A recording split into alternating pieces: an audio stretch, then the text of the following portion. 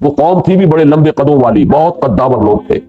تو فرمایا ایسے پڑے ہوئے تھے جیسے کہ کھجور کے تنے جو جڑ سے اکھیڑ دیے گئے اور پڑے ہوئے، ایسے وہ پڑے ہوئے تھے ہوا کی وجہ سے۔ وہ انداز ہے یہاں پر کہ چورا چورا کر انہوں نے خود یہ مطالبہ کیا تھا کہ اے صالح، ہم تم پر ایمان لے آئیں گے، اس چٹان میں سے ہماری نگاہوں کے سامنے ایک گابھن اونٹنی برآمد کر کے دکھاؤ۔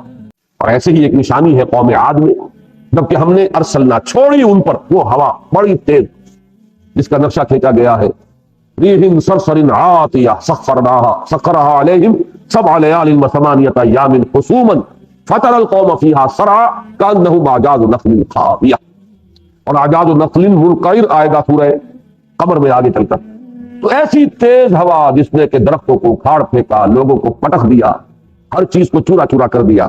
وفی عاد ارسلنا علیہم الريح العقیم، عقیم عورت جو بانج ہے، عورت کا اصل ثمر اولاد ہے، بے ثمر عورت بانج عورت۔ اسی طرح ہوا کا ثمر کیا ہے؟ بادل لائے، کوئی رویدگی ہو، کوئی خوشحالی ہو، وہ جس کو کہا تھا والجاریات یسرن، وہ ہوائیں جو چلتی ہیں نرمی کے ساتھ، نرم رو ہوائیں جو پھر رویدگی لاتی ہیں، خوشخبریاں لاتی ہیں۔ اور عقیم وہ جو ہر خیر سے خالی، اس میں خیر کوئی نہیں، بے خیری ہوا ہم نے بھیجی ان پر۔ اذ ارسلنا علیہم الریح العقیم ما تذر من شیء اتت علیہ الا جعلته كالرمیم، نہیں چھوڑتی تھی وہ کسی بھی شے کو جس پر وہ آ جاتی تھی مگر یہ کہ کر چھوڑتی تھی اس کا چورا چورا۔ یہ الفاظ جو میں آپ کو سورہ حاقہ کے سنا چکا ہوں، اور وہی انداز یہاں ہے۔ سخرها علیہم سبع لیال وثمانیۃ ایام حسوما فتری القوم فیہا صرعا کانہم اعجاز نخل خاویہ۔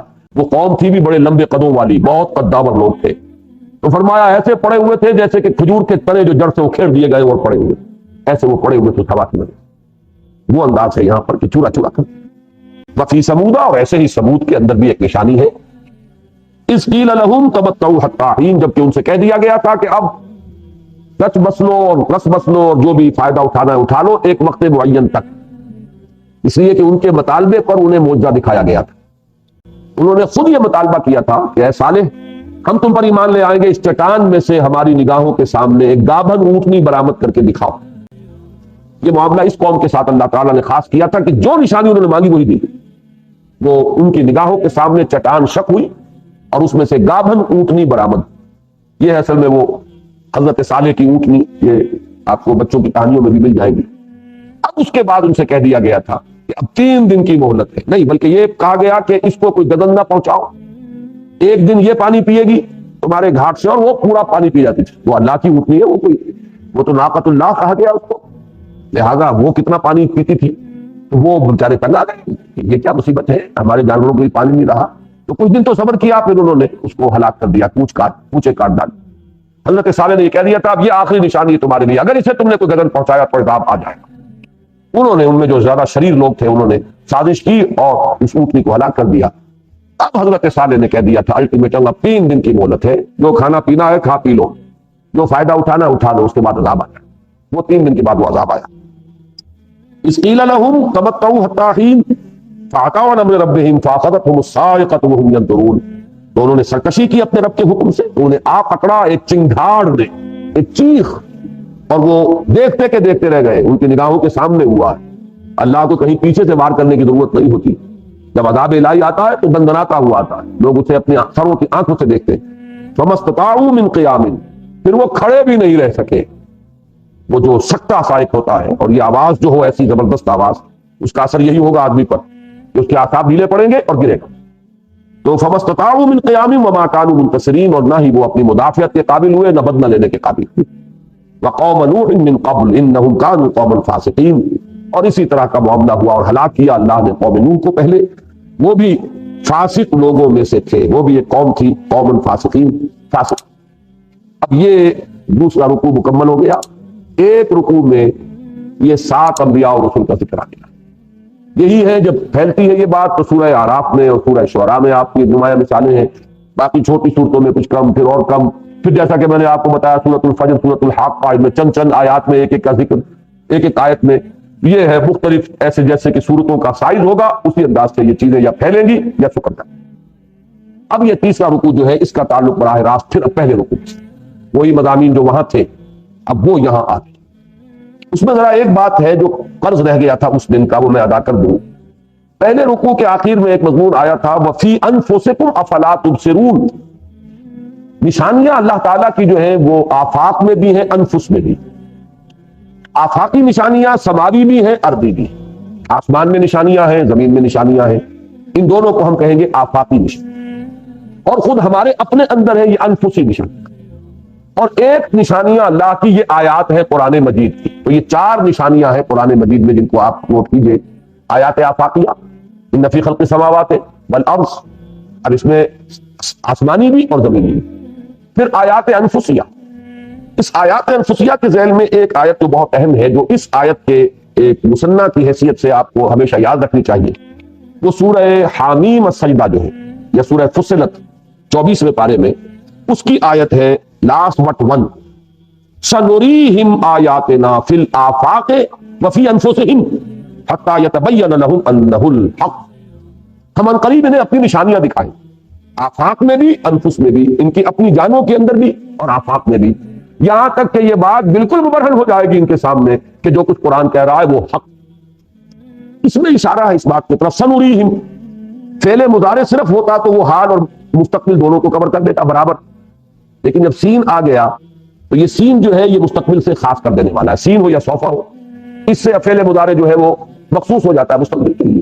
ان قریب ہم دکھائیں گے، اس کو نوٹ کیجئے کہ وہ آیات آفاقیہ جن کا قرآن مجید میں ذکر ہے، وہ آیات انفسیہ جن کا قرآن میں ذکر ہے، وہ تو اس وقت بھی دکھا دی تھی اللہ نے۔ اس آیت میں اصل میں اشارہ ہے، اور یہ میں خاص طور پہ ذکر کروں گا ڈاکٹر رفیع الدین مرحوم مغفور کا، کہ انہوں نے اس آیت کی اصل حقیقت کو سمجھا ہے کہ در حقیقت اس میں پیشن گوئی تھی کہ انسانی علوم کا دائرہ بڑی تیزی سے وسعت پذیر ہوگا، اور جیسے جیسے یہ سائنسز بڑھیں گی، فزکس ہو، جیولوجی ہو، اسٹرانومی ہو، کیمسٹری ہو، بایولوجی ہو، ایمبریولوجی ہو، یہ انسان کو ایک ایک کر کے ہماری اور اتنی بے شمار نشانیاں جو ہے دیکھنے کو ملیں گی کہ ذرا بھی انسان کے دل میں ہدایت کی طلب کا مادہ ہو تو وہ قرآن کی حقانیت کے اوپر یقین کرنے پر اپنے آپ کو مجبور پائے۔ یہ ہے بہت اہم شعبہ در حقیقت کہ جس میں کہ یہ 2 علم جو ہے، علم وحی اور جو یہ جس کو ہم سائنٹیفک علم الاشیاء یا علم الاسماء جس کو کہیں گے، ان دونوں کے مابین ایک بڑا گہرا ربط ہے، اور اس کو سب سے زیادہ اس دور میں واضح کیا ہے ڈاکٹر رفیع الدین مرحوم مغفور نے۔ انہوں نے جب یہ کہا کہ یہ کائنات اللہ کا عمل ہے، فعل ہے، اور قرآن اللہ کا کلام ہے، ان دونوں کے مابین کوئی بود، کوئی تناقض یا تضاد تو بہت دور کی بات ہے، کوئی بود بھی نہیں ہو سکتا، یہ ہمارے علم کی کمی ہے کہ ہمیں تضاد محسوس ہوتا ہے، یا ہم آج بھی قرآن مجید کی ان آیات کی وہی تعبیر لے رہے ہیں کہ جو 1000 سال پہلے لوگوں نے دی تھی، یہ ہماری کوتاہی ہے۔ تو اس پہلو سے ایک اہم بات ہے میری، اس کو اچھی طرح نوٹ کر لیجئے کہ قرآن کی تفسیر و تعویل میں اس کے 2 حصے کر لیا کریں ہمیشہ، جو تو ہو آیات احکام، یہ کرو یہ نہ کرو، یہ حلال یہ حرام، اس میں تو قدیم سے قدیم جائیے، یہاں تک کہ حضور کے قدموں میں جا پہنچیے کہ جو حضور نے مطلب بیان کیا وہی ہے، باقی کوئی نیا فلسفی اور نیا کوئی حکیم اٹھ کھڑا ہو یہ نہیں وہ ہے، ہم اس کو ٹھوکر ماریں گے کہ ہم تمہاری کوئی بات قبول کرنے کو تیار نہیں۔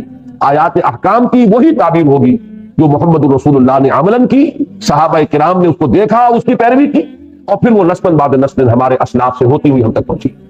اس میں کسی ذہین اور فتین انسان کی جو ذہانت اور فطانت ہے، اس کی ہم کوئی اس کی دخل اندازی جو ہے گوارا نہیں کریں۔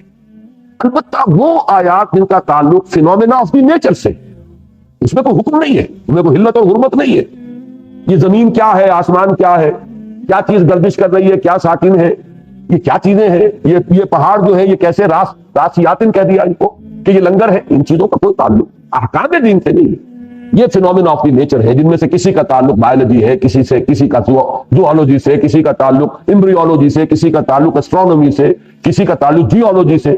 اس میں یہ ہے کہ جو بھی جدید علوم ہوئے ہیں اور جتنے ہوتے چلے جائیں گے، ہم اس کو انکارپوریٹ کریں گے ان معلومات کو قرآن مجید کی تفسیر۔ یہ اصل میں ہوتا کیا ہے، یا تو وہ بالکل قدامت پرستی، وہ احکام میں بھی قدامت پرستی تو ان آیات کی تفسیر میں بھی قدامت پرستی، یا وہ تجدد ہے کہ ان آیات میں بھی کوئی نئے معنی اگر وہ ریڈ کر رہے ہیں تو وہ آیات احکام کو بھی تختہ مشق بنانے کے اوپر جری ہو گئے۔ یہ دونوں یکساں احمقانہ طرز عمل اور گمراہ کن طرز عمل ہے، یہ ہے ایک ترتیب ان دونوں کے مابین۔ تو اس اعتبار سے سنریہم آیاتنا فی الآفاق وفی انفسہم حتی یتبین لہم انہ الحق، یہ جو ہے بہت اہم ہے آیت۔ اب میں جو بات کہنا چاہتا تھا کہ جو قرض رہ گیا ہے کہ انفسی آیات، اس کے 2 لیول اپنے ذہن میں معین کیجئے، ایک مادی اور ایک مانوی۔ قرآن مجید ہمارے اپنے وجود سے جو نشانیاں ہمیں دکھاتا ہے، ایک تو مادی ہے، مثلا اپنے جسم پر غور کیجئے، اس کی جو حیت ہے، اس کی جو ترکیب ہے، یہ جو ہمارے سمع اور بصر دیا ہے، پھر ان کی جو لوکیشن ہے، ان کی آپس کے اندر جو سیٹنگ ہے، ان میں سے ایک ایک چیز اللہ کی حکمت کی نشانی ہے۔ تو ایک تو یہ کہ بالکل خالص مادی اور جسمانی اعتبار سے، اور اسی میں ایک خاص پہلو جس کی طرف قرآن توجہ دلاتا ہے باس بعد الموت کے اعتبار سے، کہ ذرا اپنی ایمبریولوجی پر غور کرو، تم تھے کیا؟ گندے پانی کی ایک بوند، وہاں سے یہ سقراط اور بقراط اور یہ فلاں اور یہ سکندر اعظم اور یہ چنگیز، یہ سب کہاں سے بنے ہیں؟ یہ تو مانتے ہو نا، مٹی سے بنے کہ نہیں بنے اور کہاں سے بنے اور روح کس بلا کا نام ہے چھوڑو تم، لیکن یہ تو ہر انسان مانتا ہے کہاں سے بنے ہو۔ کیا تم ایک نہیں تم؟ الم یکن نطفۃ من منی یمنی ثم کان علقۃ فخلق فسوى فجعل منه الزوجین الذکر والانثى الیس ذلک بقادر علی ان یحیی الموتى۔ تو یہ بھی گویا کہ وہ نشانیاں ہیں کہ جو انسان کے اپنے اندر اپنے وجود میں، یہ تو ظاہر و باہر ہے، سائنٹیفک ہے۔ اس میں تو سمجھیے کہ دو چیزیں زیر بحث آئیں گی، اناٹومی، فزیولوجی، ایمبریولوجی۔ ان تینوں سے جو بھی ہمیں ملتے ہیں، یہ تین علوم جو ہیں وہ ہمیں آیات انفسیہ کا ایک بہت بڑا ہے وسٹا، جس کو آپ کہتے ہیں، ایک بہت بڑا اسپیکٹرم ہے کہ جو ان تین علوم کے ذریعے سے سامنے آئے۔ اسی طرح کے تین ہے آیات انفسیہ میں، تین لیولز ہیں جو مانوی ہیں۔ ان میں سے پہلا لیول کیا ہے کہ انسان کو اپنے اندر ایک حقیقت کا ادراک ہوتا ہے، ضمیر جسے ہم کہتے ہیں، کانشنس۔ یہ کانشنس، یہ ضمیر جس کو قرآن نے کہا نفس لوامہ، جس کی قسم کھائی، لا اقسم بیوم القیامہ ولا اقسم بالنفس اللوامہ، یہ در حقیقت ایک بہت بڑی دلیل ہے جزا و سزا کی، وقوع قیامت کی، کہ انسان میں نیکی اور بدی کا شعور ہے، انسان امتیاز کرتا ہے، فطرت انسانی امتیاز کرتی ہے نیکی اور بدی میں، تو پھر لازماً یہ ہونا چاہیے کہ گندم از گندم بے رویت جو سے جو۔ یہ وہ آیت، یہ وہ استدلال ہے جو قرآن مجید نے اس آیات انفسیہ کے حوالے سے وقوع قیامت کے لیے کیا۔ دوسرا ایک قلبی لیول پر ہے، یہ وہ چیز ہے جسے ڈاکٹر رفیع الدین مرحوم مقبول نے اس دور میں بہت وضاحت سے بیان کیا۔ اس کا تعلق نفسیات سے بھی شمار کر لیجئے، لیکن ہمارے نزدیک اس کا تعلق اصل میں قلب سے ہے، کہ فطرت انسانی میں یہ شدید ارج مثمر ہے کہ وہ کسی سے محبت کرے، کوئی شے، وطن سے محبت کرے، قوم سے کرے، یہ نہیں تو انسانیت سے کرے، انسان دوست، یہ نہیں تو کسی نظریے سے کرے، مارکسزم سے کرے، نیشنلزم سے کرے، لیکن انسان مجبور ہے۔ وہ حیوانی سطح پر بھی وہ محبت کرتا ہے، لیکن وہ حیوانی سطح کی محبتیں ہیں، وہ زین للناس حب الشہوات من النساء والبنین والقناطیر المقنطرۃ من الذهب والفضہ والخیل المسومۃ، یہ حیوانی سطح کی محبتیں، ان کو چھوڑ دیجئے کہ جو انسان حیوانی سطح پر زندگی بسر کر رہا ہے وہ تو انہی سے محبت کرے گا، لیکن جو انسان حیوانیت کی سطح سے ذرا بھی بلند ہو جائے گا، انسانیت کے حدود میں داخل ہو جائے گا، اس کی محبت جو ہے ان چیزوں سے بالا تر ہو کر کسی نظریے، کسی خیال، یہ بڑا پیارے شعر ہے، معلوم نہیں کس کے ہیں لیکن بہت پیارا شعر ہے، کہ ایک تصور کے حسن مبہم پر ساری ہستی لٹائی جاتی ہے، اور زندگی ترک آرزو کے بعد کیسے سانسوں میں ڈھالی جاتی ہے۔ جب انسان کا کوئی ہدف نہیں ہوتا، کوئی محبوب نہیں، کوئی مطلوب نہیں، کوئی مقصود نہیں، تو زندگی بس سانسوں کی آمد و رفت رہ جاتی ہے، سانس گن رہا ہے انسان، وہ حیوان بن کر رہ گیا ہے۔ در حقیقت ہر انسان جو انسان کہلانے کے لائق ہے، اس کے اندر کوئی نہ کوئی ارج ہے فار آئیڈیلز، جس کو کہ یہ ڈاکٹر رفیع الدین نے دی ارج فار آئیڈیل، کوئی آئیڈیل، کوئی محبوب، کوئی مطلوب، کوئی مقصود، وہ لا مطلوب الا اللہ، لا مقصود الا اللہ، لا محبوب الا اللہ۔ بندہ مومن کے لیے وہ ارج ہے، کس کے لیے؟ اللہ کے۔ ومن الناس من، وہ کیا ہے، من یجعل، یہ من یتخذ من دون اللہ اندادا یحبونہم کحب اللہ والذین آمنوا اشد حبا۔ یہ ہے در حقیقت آیات انفسیہ میں نمبر 2 کے لیول پر مانوی، کہ دل میں ایک طلب ہے کسی کی محبت۔ مجھے وہ عربی کی نظم بھی بڑی پسند ہے، فتش لقلبک عن رفیق، اپنے دل کے لیے کوئی ساتھی، کوئی ہمراز تلاش کرو، یہ فطرت انسانی کا ایک تقاضا ہے، کوئی تو جس سے دلی لگاؤ ہو اور محبت ہو۔ اور آخری لیول اس کا وہ ہے جس کا تعلق روحانیات سے ہے، کہ وہ جو روح انسانی ہے اس کے اندر ایک معرفت ربانی، اللہ کی صرف محبت کا مادہ نہیں، معرفت جو ہے ودیعت شدہ، وہ یہ ہے، بہت خوب کسی نے کہا، وہ شعر مجھے یاد نہیں ہے اللہ کے بارے میں، کہ وہ دل میں تو آتا ہے، ذہن میں نہیں آتا۔ ذہن کی جو محدود ہماری وسعتیں ہیں ان میں خدا نہیں سما سکتا، لیکن یہ دل کی اور روح کی جو پہنائیاں ہیں، گہرائیاں ہیں اور پہنائیاں ہیں اور وسعتیں ہیں، وہ اتھاہ ہے اور بے پناہ، ان میں اللہ سما جاتا ہے۔ حدیث قدسی ہے، اگرچہ محدثین کے نزدیک اس کی سند قوی نہیں ہے، لیکن ہمارے بہت سے محتاط مفسرین نے بھی اس حدیث قدسی کو نقل کیا کہ لم یسانی ارضی ولا سمائی ولکن یسانی قلب عبد المومن، میں نہ آسمانوں میں سماتا ہوں نہ زمین میں سما سکتا ہوں، ہاں سما سکتا ہوں اپنے بندے مومن کے دل۔ یہ ہے وہ تمام چیزیں جس پر میں نے وہ شعر سنایا تھا آپ کو کہ دم چیز پہ آمیخ چنی دی نہ شنی دی، در خاک تو یک جلوے آمیخ نہ دی دی، دیدن دیگر آبوس سنیدن دیگر آبوس۔ اور اسی لیول پر وہ شعر ہے حضرت مرزا عبد القادر بیدل کا کہ ستم است در حوست کشت کے بے سیر سر و سمندرا، تجھے گنچکم نہ دمی دئی در دل کشا بچمن درا۔ یہ جو تم باہر پھولوں کی سیر کرتے پھرتے ہو، بہت ستم ہے اور ظلم ہے کہ تمہیں یہ معلوم نہیں ہے کہ تم خود ایک دبکتے ہوئے غنچے کی مانند ہو، تمہارے اپنے اندر ایک گلستان ہے۔ کبھی اپنے دل کا دروازہ کھولو اور اپنے اندر کے اس گلستان کی سیر کرو، جس کو اقبال نے کہا ہے کہ اپنے من میں ڈوب کر پا جا سراغ زندگی۔ یہ ہے اصل میں وفی انفسہم وفی انفسکم افلا تبصرون، تمہارے اپنے اندر بھی ہماری نشانیاں موجود ہیں۔ اب اس کا کیا کیا جائے کہ تم جھانکتے ہی نہیں، تم باہر ہی باہر متوجہ ہو، تم نے کبھی اپنے دل کے کواڑ کھولے ہی نہیں، کبھی ان میں جھانکنے کی کوشش کی ہی نہیں۔ بہرحال اب یہ تو وقت زیادہ ہو گیا، چلیے آج 2 گھنٹے کا درس ہے ہمارے پاس، یہ ٹیپ 2 گھنٹے کی ہے، آپ فکر نہ کریں، یہ درس ہمیں پورا کرنا ہے۔ جیسا میں نے عرض کیا تھا کہ پہلا رکوع سورہ مبارکہ کا اور آخری رکوع یہ وہ ایک مضمون ہے، درمیان میں یہ جو انباء الرسل کا حصہ تھا اور قصص النبیین میں سے حضرت ابراہیم کا وہ آ گیا۔ وَالسَّمَاءَ بَنَيْنَاهَا بِأَيْدٍ وَإِنَّا لَمُوسِعُونَ، اصل میں جوڑیے اس کے ساتھ، تو وہاں کیا آیا تھا کہ آسمان میں بھی نشانیاں ہیں اور زمین میں بھی ہیں۔ وَفِي السَّمَاءِ وَفِي الْأَرْضِ آيَاتٍ لِّلْمُوقِنِينَ وَفِي أَنفُسِكُمْ أَفَلَا تُبْصِرُونَ وَفِي السَّمَاءِ رِزْقُكُمْ وَمَا تُوعَدُونَ، یہ تھا نا پہلے رکوع میں۔ اب یہاں شروع کیا کیا، یہ آسمان بھی ہم نے بنایا، وَالسَّمَاءَ بَنَيْنَاهَا، اور یہ آسمان اس کو ہم نے بنایا، بے عیدن کا لفظی ترجمہ ہوگا ہاتھ سے بنایا، مراد کیا ہے پوری قوت سے بنایا، ہمیں اس کی قدرت تھی۔ یہ لق و دق اور یہ ناپیدا کنار جس کا کہ آج تک بھی ہمیں کچھ معلوم نہیں کہ کہاں آغاز ہے کہاں اختتام ہے، کس نے بنایا؟ وَالسَّمَاءَ بَنَيْنَاهَا، اور بنا کہتے ہیں تعمیر کرنے کو، بنا عمارت، یہ ہم نے بنایا ہے، تعمیر کیا، بے عیدن قوت کے ساتھ، قدرت کے ساتھ، وَإِنَّا لَمُوسِعُونَ، اور یقیناً ہمیں اس کی وسعت حاصل ہے، یعنی در حقیقت اللہ کی وسعت قدرت ہی کی طرف اشارہ کرنے کے لیے یہ آسمان کی طرف توجہ دلائی گئی۔ یہ سماواتی گویا کہ آیت ہوئی، آسمان ایک نشانی ہے اللہ کی عظیم قدرت کی۔ اس میں در حقیقت کس بات کی نفی کی جا رہی ہے؟ ان کے اس خیال کی کہ کیسے پیدا کر دیے جائیں گے دوبارہ۔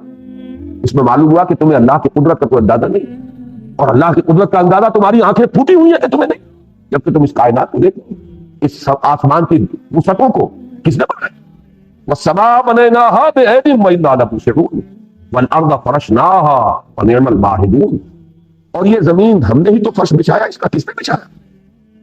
اور کیا ہی اچھے ہیں ہم یہ بچھونا بچھانے والے۔ مہد کسے کہتے ہیں؟ من المہد الی اللحد، آپ نے پڑھا ہوگا، اطلب العلم من المہد الی اللحد۔ مہد جو ہے ماں کی گود بھی مہد ہے، بچھونا جس پر آپ کا کوئی لخت جگر ابھی نو مولود ہے وہ آپ کو لٹایا ہوا ہے، نرم اور نازک بچھونا، وہ مہد ہے، پنگوڑا مہد ہے۔ یہ کیا ہے؟ ہم نے بچھایا۔ اس میں اشارہ کس بات کی طرف ہو رہا ہے؟ آسمان کی وسعت، پہنائی اور اس کی مضبوطی، اور زمین کی یہ نرمی، یہ حیات بخش زمین، یہ تمہارے لیے غذاؤں کے اپنے خزانے جو ہے نکال کر رکھ دینے والی چیز، اسی میں صرف تمہارے لیے پانی کے سوتے پھوٹتے ہیں۔ کس نے بچھایا یہ بستر؟ ماہدون، مہد جو ہے اسی سے لفظ تمہید بنا ہے، تمہید کسی کے لیے ہموار کرنا میدان، بچھونا بچھانا تاکہ وہ چیز آرام سے اوپر ریسٹ کرے۔ وَالْأَرْضَ فَرَشْنَاهَا فَنِعْمَ الْمَاهِدُونَ، اس میں ربوبیت کی طرف اشارہ ہو، اس میں اللہ کی قدرت کی طرف اشارہ۔ وَالسَّمَاءَ بَنَيْنَاهَا بِأَيْدٍ وَإِنَّا لَمُوسِعُونَ، یہ ہے قدرت خداوندی کی نشانی۔ وَالْأَرْضَ فَرَشْنَاهَا فَنِعْمَ الْمَاهِدُونَ، یہ ہے اللہ کی ربوبیت کی نشانی۔ وَمِن كُلِّ شَيْءٍ خَلَقْنَا زَوْجَيْنِ لَعَلَّكُمْ تَذَكَّرُونَ، اور ہم نے ہر چیز میں جوڑے پیدا کیے ہیں تاکہ تم سبق حاصل کرو، نصیحت حاصل کرو، تذکر حاصل کرو، تمہیں حقیقت کی طرف رسائی ہو۔ یہ ہے بہت اس اہم آیت کہ یہ اللہ تعالیٰ کی تخلیق میں ایک ایسا اصول ہے کہ ہر جگہ جوڑے نظر آئیں گے۔ اب آپ دیکھیے کہ جس وقت یہ آیت اتری تھی یہ تو معلوم تھا کہ انسانوں کے جوڑے ہیں، حیوانوں کے جوڑے ہیں، بکری اور بکرا ہے، اور گھوڑا اور گھوڑی ہے، اور مرد اور عورت ہے، لیکن یہ معلوم نہیں تھا کہ پھولوں میں بھی جوڑے ہیں، یہ معلوم نہیں تھا کہ نباتات میں یہ زوجین ہے، یہ معلوم نہیں تھا کہ یہاں تک کہ اب تو یہاں تک بات کہی جا رہی ہے کہ یہی نسبت زوجیت جو ہے وہ منرلز کے اندر موجود ہے، ان کے اندر بھی وہ پیئرز وجود میں آتے ہیں۔ یہی جو پیئرز کا تعلق ہے، اب اس سے قرآن مجید اسے کہتے ہیں سجیشن۔ یہ سجیشن یہ کوئی منطقی دلیل نہیں ہوگی، لیکن ایک سجیشن ہے۔ یہی جوڑا ہے آسمان اور زمین، اور یہی جوڑا ہے دنیا اور آخرہ۔ اس دنیا کا میک، اس دنیا کا جوڑا ہے آخرت۔ اب یہاں سمجھیے نسبت زوجیت کہتے کسے؟ نسبت زوجیت میں نے جیسا کہ تمہید میں عرض کیا تھا کہ دو چیزیں جو بہت مشابہ بھی ہیں، تھوڑی سی مختلف بھی۔ اختلاف کس لیے ہے؟ کسی ایک مقصد کو پورا کرنے کے لیے ان کا ملاپ لازمی ہے۔ مرد اور عورت کا فرق کیا ہے؟ اولاد کی پیدائش کے لیے نہ تنہا مرد سے اولاد پیدا ہو سکتی ہے، نہ تنہا عورت سے اولاد۔ یہ مقصد وہ ہے کہ جس میں ان دونوں کا ملاپ لازم ہے، یہ ہے نسبت زوجیت۔ تو کسی ایک مقصد کی تکمیل جب دو فریق مل کر کریں گے تو یہ نسبت زوجیت ہے۔ اب ایک تو یہ نسبت زوجیت ہوئی جو مادی ہے، جسمانی ہے، جو ہمیں نظر آتی ہے۔ ایک یہی نسبت زوجیت ہے کہ جو مانوی ہے، اس لیے کہ حیات انسانی کی کوئی غرض و غایت معین نہیں ہوتی اگر صرف دنیا کو سامنے رکھے۔ کس لیے پیدا کیا؟ خاص طور پر ہمارے اندر یہ اخلاقی حس کیوں ودیت کی کہ کیوں مجھے میرے اندر یہ خیال پیدا کر دیا کہ سچ بولنا اچھا ہے، جھوٹ بولنا برا ہے، حالانکہ میں دیکھ رہا ہوں کہ سچ بول کر میرے اوپر مصیبت آ رہی ہے۔ جھوٹ بولتا تو بچ گیا ہوتا، لیکن یہ کہ کوئی چیز ہے جس نے میرے اندر یہ سچ بولنے کی عادت پیدا کی۔ میں وہ شعر سناتا رہا ہوں، پھر یاد آ گیا کہ اے دیانت برتو لعنت از تو رنجے یافتم، اور اے خیانت برتو رحمت از تو گنجے یافتم۔ اے خیانت تیرے اوپر اللہ کی رحمتیں ہو، تجھ سے تو مجھے خزانے ملے، اور اے دیانت تجھ پر اللہ کی لعنت ہو، تیری وجہ سے تو لوگ ناراض ہو گئے مجھ سے۔ دوست دوست نہیں رہا، بھائی بھائی نہیں رہا، باپ جو ہے ناراض ہوتا ہے سچ بولنے سے۔ تو سچ بولنے سے دشمنیاں بول لینی پڑ رہی ہیں، جھوٹ بولنے سے سارے کام بن رہے ہیں، سب خوش نظر آ رہے ہیں، لیکن یہ کہ سچ بولنے پہ میں مجبور ہوں۔ کیوں؟ اس لیے کہ اس کا تعلق سمجھ میں آئے گا آخرت سے۔ وہاں وہ گندم بے رویت جو سے جو والی بات ہو جائے گی کہ سچ سے جو وجود میں آنا چاہیے وہاں آئے گا، یہاں نہیں آ رہا، اور جھوٹ کا جو نتیجہ نکلنا چاہیے وہاں نکلے گا، یہاں نہیں نکلے۔ لہذا در حقیقت انسانی شخصیت، خصوصاً اس کی سیرت، اس کے اخلاق، اس کا کوئی معاملہ مکمل نہیں ہو سکتا جب تک کہ دنیا کے ساتھ آخرت کا ملاپ نہ۔ یہ ہے وہ مانوی زوجیت جو دنیا اور آخرت کے مابین۔ یہی مانوی زوجیت زمین اور آسمان، بلکہ وہ تو مادی زوجیت ہے۔ زمین کا خزانہ پڑا ہوا ہے، نہیں اگلے گی یہ جب تک کہ آسمان سے پانی نہ برسے۔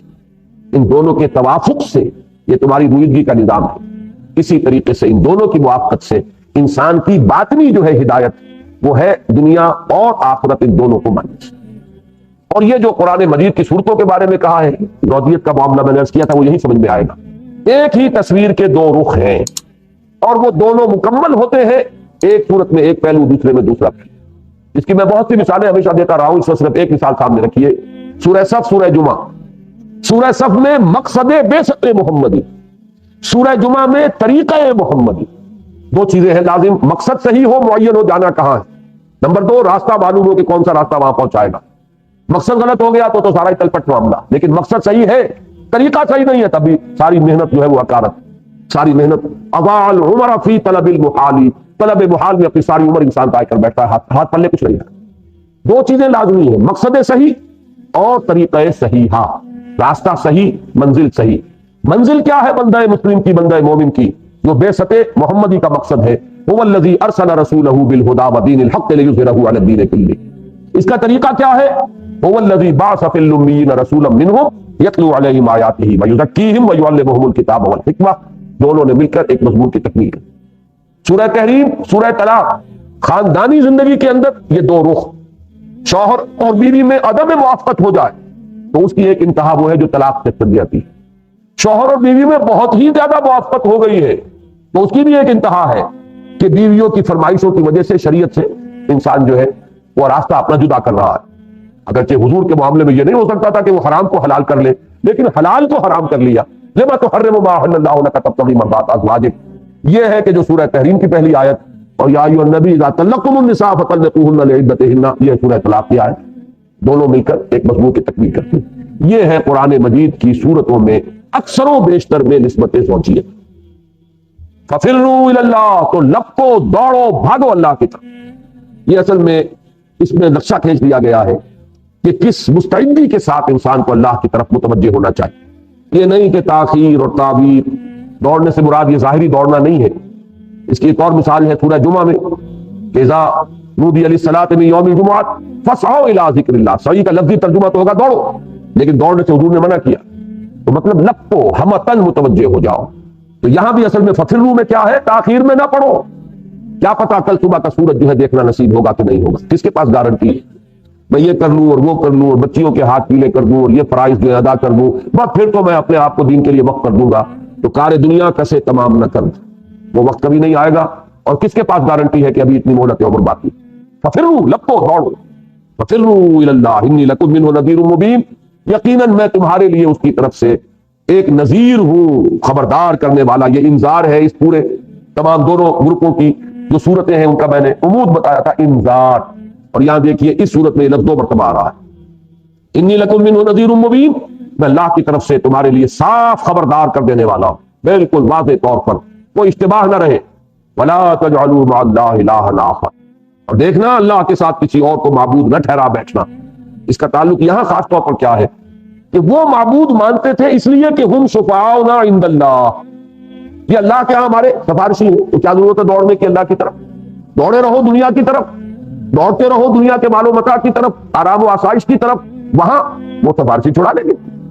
اس کی نفی کے لیے یہاں پر در حقیقت یہ لے آیا گیا کہ کسی مغالطے میں نہ رہنا، کسی دھوکے میں نہ رہنا، کوئی چھڑانے والا نہیں۔ فرمایا انی لکم منہ نذیر مبین، دوبارہ دہرا کر، اس لیے کہ اصل جو ہے یہ گروپ توحید کا گروپ نہیں ہے، اصلا وہ گروپ جو ہے یہ ہے انذار کا۔ یقیناً میں تمہارے لیے اس کی طرف سے خبردار کرنے والا ہوں واضح طور پر، صاف انداز میں۔ کذالک ما اتى الذین من قبلہم من رسول الا قالوا ساحر او مجنون، اسی طرح نہیں آیا ان سے جو پہلے تھے ان کی طرف کوئی رسول مگر انہوں نے یہی کہا کہ ساحر ہے یا مجنون ہے۔ یعنی جو بات اے محمد صلی اللہ علیہ وسلم آج یہ آپ کے بارے میں کہہ رہے ہیں، یہی بات جیسے کہ آ چکا ہے، یہی بات فرعون نے حضرت موسیٰ کے بارے میں کہی، بلکہ یہی نہیں، اسی پر اکتفا نہیں، ہر رسول کے بارے میں یہی کہا۔ لہذا آپ گھبرائیے نہیں، اور اے مسلمانوں تم تشویش نہ محسوس کرو، یہ تو ہوتا ہے، لیکن ہمیشہ ہوا کیا ہے، وہ ساحر اور مجنون کہنے والے ہلاک ہوئے، اور جنہیں ساحر اور مجنون کہا گیا وہ کامیاب ہوئے، وہ بچا لیے گئے۔ کون بچا؟ موسیٰ اور ہارون بچے، یا فرعون اور قارون اور حامان بچے؟ کون بچا؟ ابراہیم بچے، یا یہ کہ نمرود بچا؟ یہ ظاہر بات ہے کہ یہ تو بالآخر تاریخ کا فیصلہ یہی ہے کہ بچے وہی ہیں جنہوں نے ایمان کا راستہ کیا۔ کذالک ما اتى الذین من قبلہم من رسول الا قالوا ساحر او مجنون اتواصوا بہ، بڑا پیارا انداز ہے، کیا انہوں نے ایک دوسرے کو یہ وصیت کی ہوئی ہے؟ کیا کہ ہر ایک یہی کہہ رہا، کیا وصیت کر مرے تھے وہ پچھلے کہ یہی کہنا؟ یہ ایک طنزیہ انداز ہے، اور ذرا سوچنے پر بعض اوقات وہ نوارہ پلس ترمیزن چیزوں کے نغمہ کمیابی کبھی ذرا فرق بھی کرنا ہوتا ہے کہ سوچنے پر انسان آمادہ ہو۔ تواصوا بھی، کیا انہوں نے اس کی باہم وصیت کی ہوئی تھی؟ تو قرارداد ہے ان کی آپس میں طے شدہ۔ بل ہم قوم طاغون، بلکہ اصل حقیقت یہ ہے کہ یہ حد سے گزرنے والے لوگ ہیں۔ پہلے لفظ آیا تھا مسرفین، یہاں طاغون، اسراف کے معنی بھی حد سے تجاوز، طغا کے معنی بھی کسی چیز کا اپنی حد سے نکل جانا، اسی سے لفظ طغیانی ہے، دریا کو اپنی موج کی طغیانیوں سے کام، کشتی کسی کی پار ہو یا درمیان رہے۔ فتول عنہم، اب یہاں سے یہ جو مکی صورتیں ہیں وہ تو تقریباً اکثر کا معاملہ ہے، خاص طور پہ یہ درمیانی سائز کی صورتیں جو ہیں 3 رکوع 4 رکوع والی، ان میں آپ نے دیکھا ہوگا کہ ایک مشترک مسئلہ کا یہ ہے کہ آخر میں حضور کی طرف روئے سخن براہ راست خطاب، ہدایات، اور حضور کی وساطت سے یہ ہدایات ہے تمام اہل ایمان کے لیے، لیکن مکی صورتوں میں ابتداءً یا ایھا الذین آمنوا کہہ کے خطاب نہیں کیا گیا، بلکہ جو بات کہی ہے حضور سے کہی ہے واحد کے سیغے سے، اگرچہ وہ بات در حقیقت حضور ہی کے لیے نہیں ہوتی بلکہ ہوتی ہے اہل ایمان کی۔ یہ بھی ایک اہم نقطہ ہے، بعض اوقات آدمی چکرا جاتا ہے کہ یہ بات حضور کے کہنے کی تو نہیں تھی، یہ تو کچھ فروتر ہے آپ کے مقام سے، تو وہاں یہ بات نوٹ کیا کیجئے کہ وہ بہت سی باتیں حضور سے خطاب کر کے کہی جاتی ہیں، وہ کبھی تو وہ بات ہوتی ہے اہل ایمان کے لیے، کبھی وہ کفار کے لیے ہوتی ہے، سختی اس میں جو مضمر ہوتی ہے وہ کفار کے لیے ہوتی ہے، لیکن کفار کو منہ لگانے کے لیے بھی چونکہ اللہ تیار نہیں، ان سے بات کرنے کو تیار نہیں، لہذا خطاب حضور سے ہوتا ہے۔ تو یہ مختلف اسلوب ہوتے ہیں، ان کو نہ پہچاننے کی وجہ سے انسان چکر میں پڑ جاتا ہے۔ فتول عنہم فما انت بملوم، اے نبی آپ ان سے منہ موڑ لیجئے، ذرا انہیں منہ نہ لگائیے، چھوڑیے، ان کو دفع کیجئے۔ یہ مختلف اسلوب ہے جو قرآن میں آئے ہیں، آپ چھوڑیے، وہجرہم ہجرا جمیلا، ان سے تعلق منقطع کیجئے، اور آپ پر ہرگز کوئی ملامت نہیں ہوگی، آپ نے فرض ادا کر دیا، اب پیچھے نہ پڑیے، ان کے دفع کیجئے، ان کو یہ خیال نہ کیجئے کہ میں نہ کہیں پکڑا جاؤں، مجھ سے نہ کوئی پرسش ہو جائے، کہ تم نے شاید پہنچانے میں کوئی کمی کی، آپ پہنچا چکے، آپ کا معاملہ جو ہے آپ اپنی ذمہ داری سے عہدہ برا ہو چکے، آپ کا کوئی ملامت نہیں ہے۔ اب یہ کہ زیادہ آپ ان کے در پیر نہ ہو، چھوڑیے اور دفع کیجیے۔ فتول عنہم فما انت بملوم وذکر فإن الذکریٰ تنفع المؤمنین، ہاں نصیحت کرتے رہیے، اس لیے کہ یہ نصیحت اہل ایمان کو نفع پہنچائے گی۔ ان بدبختوں کو اس سے کوئی فائدہ ہو نہ ہو، اہل ایمان کو فائدہ۔ آپ ہر مرتبہ جب واعظ کہیں گے، وہاں کفار ہوں گے، انہیں کوئی فائدہ پہنچے نہ پہنچے، آپ کے جانثار بھی ساتھ ہوں گے، ان کا ایمان بڑھے گا، ان کے یقین میں اور اضافہ ہوگا، ان کے اگر ذہنی اور الجھنے ہیں، کوئی ذہنی یا قلبی کوئی وسوسے ہیں، وہ رفع ہو۔ یہ بات سمجھ لیجئے کہ ہماری اس چھوٹی سی محنت میں، کوشش میں، یہ درس قرآن کا معاملہ جو ہے ہمارے ساتھیوں کے لیے، جو ہمارے ساتھی یہ سمجھ بیٹھتے ہیں کہ ہم سمجھ چکے، جو سمجھنا تھا وہ بڑی سخت حماقت میں مبتلا۔ یہ تو ہم نے درس اتنی مرتبہ سنے ہوئے، اور یہ تو منتخب نصاب جو ہے ہم نے 50 مرتبہ سن لیا، یہ نہیں ہے، بلکہ یہ کہ قرآن مجید کا معاملہ یہ ہے کہ آپ کو نہیں معلوم کہ کون سی گرہ کس وقت کھل جائے، کون سی بات کس وقت جو ہے وہ آپ کے یقین میں اضافے کا ذریعہ بنے۔ لہذا اس کے ساتھ تو لگے رہنے والی بات، چمٹے رہنے والی بات، وہی بات جو یہاں جس انداز میں ایک فذکر یاد دہانی کرا دی۔ اور تذکیر کس چیز سے ہوگی؟ سورہ قاف کی آخری آیت کیا تھی؟ فذکر بالقرآن من یخاف، تذکیر قرآن سے ہوگی۔ حضور نے دعوت دی قرآن کے ذریعے، نصیحت کی قرآن کے ذریعے، یاد دہانی کرائی قرآن کے ذریعے، انذار کیا قرآن کے ذریعے، تبشیر فرمایا قرآن کے ذریعے۔ تو فذکر فإن الذکریٰ تنفع المؤمنین، تو آپ تو یہ کام کرتے رہیے، یقیناً اہل ایمان کو اس سے نفع ہوگا۔ وما خلقت الجن والانس الا لیعبدون، اب کہنے کو تو یہ ایک آیت ایسی ہے کہ اس پر کم سے کم 1.5 گھنٹے کی تقریر ہونی چاہیے۔ اور نہیں پیدا کیا ہے میں نے نہ جنوں کو نہ انسانوں کو مگر صرف اس لیے کہ میری بندگی کرے۔ اصل میں دو چیزوں کو یہاں پہ میں عرض کر دوں، اب لفظ عبادت پر میں نہیں بحث پہ جاؤں گا، میری پوری تقریر 1 گھنٹے کی ہے، اور جو چھپی ہوئی ہے مطالبات دین میں پہلی تقریر یہی ہے، عبادت رب، شہادت علی الناس، اقامت دین، وہ تو اپنی جگہ ہے، لیکن یہ آیت اس اعتبار سے اہم ہے کہ عبادت کو غایت تخلیق قرار دیا گیا۔ اصل میں وہ 3 چیزیں لوگ چکرا جاتے ہیں، ایک تو ہے سبب تخلیق، کیوں پیدا کی، یہ علیحدہ شے، ایک ہے مقصد تخلیق، ایک ہے غایت تخلیق، ان 3 چیزوں کو علیحدہ لے۔ اللہ کے اس فعل تخلیق کا سبب کیا تھا تو وہی بہتر جانتا ہے، اس میں تو آدمی جائے گا تو ٹھوکر کھائے۔ اللہ کے کسی فعل کا سبب گویا کہ اللہ تعالیٰ کو ایک منفعل ہستی ماننا ہے کہ اسے بھی کوئی احتیاج لاحق ہوتی ہے۔ ہم کیوں محنت کرتے ہیں؟ ہمیں کوئی ضرورت ہوا کہ جو پوری کرتے ہیں، تو اس پوچھے میں تو داخل ہونا ہی در حقیقت اللہ تعالیٰ کے مقام کو نہ جاننا اور اس کی توہین کا مرتکب ہو جانا۔ سبب تخلیق اس کی مرضی، اس نے پیدا کی، جہاں کہیں یہ بات آ جائے فوراً فل سٹاپ لگائے، اس پر بحث نہیں ہوگی۔ البتہ مقصد تخلیق، اللہ نے کیوں پیدا کیا، کیا مقصد اللہ کا ہے، اس میں کچھ فلسفیانہ باتیں ہو سکتی ہیں، لیکن بہتر یہ کہ اس سے بھی بچیے۔ اصل شے ہے غایت تخلیق، اللہ نے جو ہمیں پیدا کیا تو ہماری غایت اب کیا، ہمیں کیا کرنا ہے، وہ ہے جو اس آیت میں معین ہے۔ یہی ہے پریگمیٹک ایٹیٹیوڈ، عملی جو طریقہ ہونا چاہیے اس میں۔ سوچ کے یہ مختلف دائرے ہیں، فلسفیانہ سوچ ادھر بھی جاتی ہے، اس میں تو میں نے عرض کیا کہ وہ درمیانی بات جو ہے وہ فلسفیانہ سوچ کا دائرہ ہے۔ پہلی بات تو بالکل آؤٹ آف باؤنڈز ہے، اس کے بارے میں تو کبھی اپنے ذہن کو جو ہے ادھر جانے مت دیجیے۔ البتہ یہ تیسری بات ہے، در حقیقت ہم نے پیدا کیا ہے، اب تمہارا کام یہ کہ ہماری بندگی، یہ ہے تمہاری غایت تخلیق، یہ ہے کہ تمہاری تخلیق سے اب جو تم پر لازم آیا۔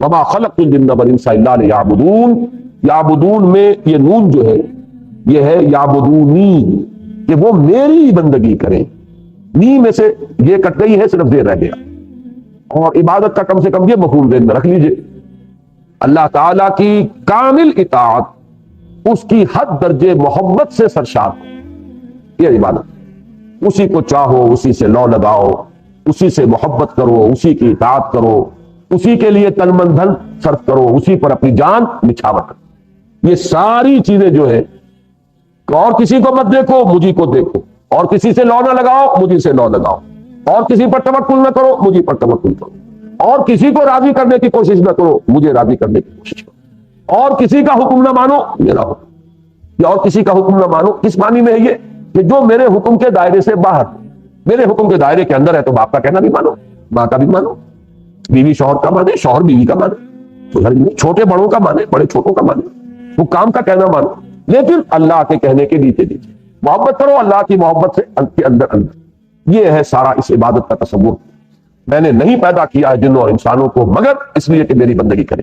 البتہ یہ کہ اس بندگی کے تصور میں صرف نماز روزہ کو لے آنا یہ تو میں سمجھتا ہوں کہ بڑا محدود تصور ہے. الحمدللہ یہاں میں نہیں سمجھتا کہ کوئی ایسا شخص ایک بھی ہو جو اب اس سطح پر رہ گیا ہو. یہ تصور تو اب عام طور پہ آ چکا ہے کہ کامل اطاعت کی، لیکن اس میں کمی ہے کہ محبت کی اہمیت کا بہت سے لوگوں کو ابھی شعور نہیں ہے جیسا کہ ہونا چاہیے. اطاعت مارے باندھے کی بھی ہوتی ہے اور اطاعت وہ بھی ہوتی ہے جو شدید محبت کے ساتھ. تو عبادت کا جو ادنا ہے معاملہ وہ اس وقت پورا ہوگا جبکہ وہ غایت الحب ما غایت الذل والخضوع، حد درجے کی محبت، حد درجے میں اللہ کے سامنے بچ جانا. اس میں ایک اور پردہ ابھی حائل ہے، وہ میں اٹھا دینا چاہتا ہوں. یہ دعوت و تبلیغ عبادت میں ہے کہ نہیں؟ یہ اقامت دین کی جدوجہد عبادت ہے کہ نہیں؟ اس مغالطے میں ہم میں سے بھی اکثر لوگ مبتلا. جب پھر بحث آتی ہے تو عبادت کا جب معاملہ آئے گا تو وہ نماز روزے پہ آ جائے گا، فرض سے آگے گزرے گا تو نوافل پہ آ جائے گا، لیکن یہ تصورات خارج. تو اقامت دین کا حکم کس کا ہے؟ ان اقیموا الدین کس نے فرمایا؟ جاہدوا فی سبیل اللہ کس کا حکم ہے؟ انفقوا فی سبیل اللہ ولا تلقوا الی ایدیکم الی التہلکہ کس کا فرمان ہے؟ انفاق فی سبیل اللہ ہو، جہاد فی سبیل اللہ ہو، قتال فی سبیل اللہ ہو، اقامت دین کی جدوجہد ہو، دعوت و تبلیغ میں جان کھپرئی ہو، یہی تو اطاعت ہے اللہ کی. اطاعت سے باہر کا تو یہ سمجھ لیجئے کہ یہ وہ حدیث جبرائیل کے بھی یہ 2 ورژنز آتے ہیں جو متعدد ہیں. ان میں سے ایک میں تو آتا ہے احسان کی تعلیم، میں نے پچھلی مرتبہ بھی آپ کو سنائی تھی وہ حدیث، ان تعبد اللہ کانک تراہ فإن لم تکن تراہ فإنہ یراک. اور دوسری روایت میں ان تعمل للہ کانک تراہ فإن لم تکن تراہ فإنہ یراک.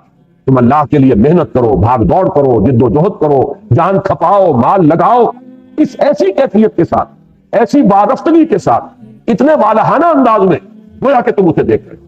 تو عبادت کے اس پورے تصور کو اسے ایک علیحدہ کھاتا نہ سمجھ لیجیے، بلکہ بندگی، اسی بندگی میں ہے یہ کہ اپنی جان اور مال کھپا دو اللہ کے دین کے قیام کے لیے، اللہ کے دین کے غلبے کے لیے، کلمت اللہ کے بلند کرنے کے لیے. ما اريد منهم من رزق وما اريد ان يطعمون. اس میں عام طور پر جو مفہوم سمجھا گیا اور جو قرآن مجید کے دوسرے مقامات سے بھی آیا ہے وہ تو صاف ہے، سیدھا ہے، اور اس میں اتفاقی بات ہوگی، یعنی متفق علیہ ہے. ایک مفہوم ہے جس کی طرف اصلاحی صاحب نے اشارہ کیا ہے اور وہ بہت لطیف ہے اور بہت عمدہ ہے.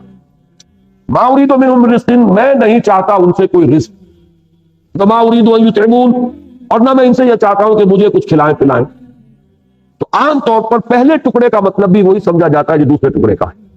ہمیں کوئی رزق نہیں تم سے چاہیے، ہم رزق دیتے ہیں تمہیں، ہمیں کوئی کھانے پینے کی احتیاج نہیں. ایک اس میں لطیف طنز بھی ہے کہ تم تو بتوں کے سامنے تو چڑھاوے چڑھاتے ہو، ہمیں تو کسی چڑھاوے کی ضرورت نہیں.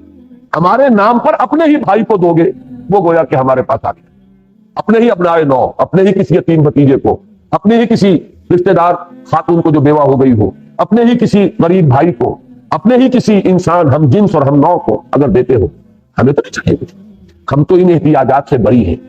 تو ما اريد منهم من رزق وما اريد من ان يطعمون، ایک تو دونوں کا مفہوم یہی لیا گیا ہے عام طور پر اور یہ متفق علیہ. لیکن اصلاحی صاحب نے جو یہاں بات کہی ہے اس کی بڑی قدر ہے میری نگاہ میں، کہ پہلی بات کا اصل میں اشارہ ہے کہ ہم نے تم پر بھی رزق کا بوجھ نہیں ڈالا، تمہارے رزق کا بوجھ بھی ہم نے اپنے اوپر لیا ہو، یہ تم نے خود حماقت کر کے جو ہے اس کو اپنے اوپر اوڑھ لیا ہے ذمہ داری کو. تو ما اريد منهم من رزق، میں نہیں چاہتا ان سے کوئی رزق، یعنی کہ وہ اپنے رزق کے لیے جو بھاگ دوڑ اور محنت اور جد و جہد وہ کرتے ہیں اس سے بھی میں انہیں بری کر دوں گا اگر انہیں مجھ پر یقین ہو اور توکل. میں وہاں سے دوں گا، ومن یتق اللہ یجعل له مخرجا ویرزقه من حیث لا یحتسب، بشرطے کہ یقین. یہ جد و جہد اور معاش کیا کریں جی، اب یہ ہے جی چکر ہے، اب یہ ضروریات ہیں جی، اب یہ بچے ہیں جی، فلاں ہے اور یہ ہے، حقوق و لباس بھی تو ہے نا جی، یہ سارے چکر جو تم نے در حقیقت اپنے وہ چور دروازے اپنے لیے نکالنے کے لیے، اصل میں دل میں چور کیا ہے؟ زیادہ زیادہ عیش چاہیے، زیادہ سے زیادہ عزت چاہیے. معاشرے میں عزت ہے ہی پیسے سے، لہذا پیسہ ہوگا تو عزت ہوگی. ہمیں زیادہ سے زیادہ آسائشیں چاہیے، یہ چیزیں ہیں اصل. لیکن یہ کہ اس کے لیے معلوم کہاں کہاں کے دلائل جن سے کہ انسان اپنے آپ کو بری کرتا ہے، ایگزمپٹ کرتا ہے، یہ دین کا کام تو نہیں ہو سکتا، لگو دنیا کی. اس میں بھی در حقیقت ما اريد منهم من رزق، یہ تو رزق جو ہے وما من دابة في الارض الا على الله رزقها، زمین میں ایک رینگنے والا جانور بھی نہیں ہے جس کا کہ رزق اللہ نے اپنے ذمہ نہ لیا. لیکن جب تم یہ اپنے اوپر ذمہ داری اوڑھ لیتے ہو تو کل بھی میں نے وہ آیت پڑھی تھی، نوَلِّهِ مَا تَوَلَّىٰ، پھر ہم حوالے کرتے ہیں اس کو اسی کے، لگے رہو اب اسی چکر کے اندر. یہ چکر اب تمہیں کبھی نہیں چھوڑے گا، یہ کبھی تم اس خیال میں ہو کہ کبھی جا کر ہم فارغ ہو جائیں گے، اب نہیں ہوگا، اب اسی کے حوالے کر دیں گے ہم تمہیں.